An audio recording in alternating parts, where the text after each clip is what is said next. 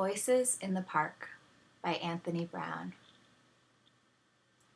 It was time to take Victoria, our pedigree Labrador, and Charles, our son, for a walk. When we arrived at the park, I let Victoria off her leash.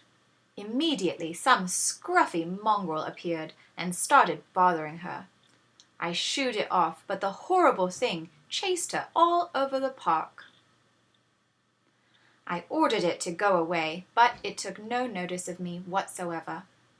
"Sit," I said to Charles. "Here." I was just planning what we should have to eat that evening when I saw Charles had disappeared. Oh dear, where had he gone? You get some frightful types in the park these days. I called his name for what seemed like ages. Then I saw him talking to a very rough-looking child. "Charles, come here at once," I said. "And come here, please, Victoria." We walked home in silence.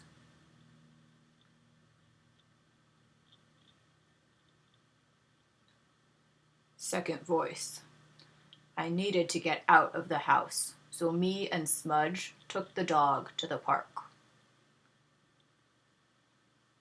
Wife and millions of kids to support. He loves it there. I wish I had half the energy he's got.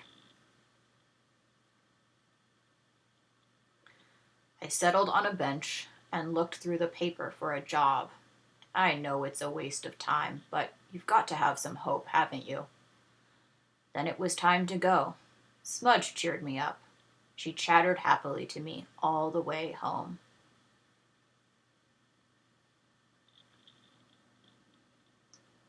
Third voice. I was at home on my own again. It's so boring. Then my mother said that it was time for our walk. There was a very friendly dog in the park, and Victoria was having a great time. I wished I was. "Do you want to come on the slide?" a voice asked. It was a girl, unfortunately, but I went anyway. She was great on the slide. She went really fast. I was amazed. The two dogs raced around like old friends. The girl took off her coat and swung on the climbing bars, so I did the same.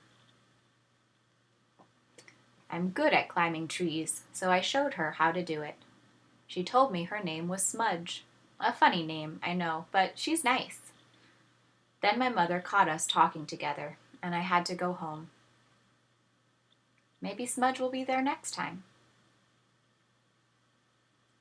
Fourth voice. Dad had been really fed up, so I was happy when he said we could take Albert to the park.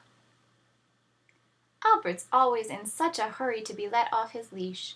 He went straight up to this nice dog and sniffed its backside. He always does that. Of course, the other dog didn't mind, but its owner was really angry, the silly twit. I got talking to this boy. I thought he was kind of a wimp at first, but he's okay. We played on the seesaw, and he didn't say much, but later on he was more friendly. We both burst out laughing when we saw Albert taking a swim. Then we all played on the bandstand, and I felt really, really happy.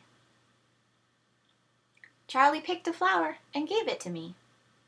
Then his mom called him, and he had to go. He looked sad. When I got home, I put the flower in some water and made Dad a nice cup of cocoa. The end.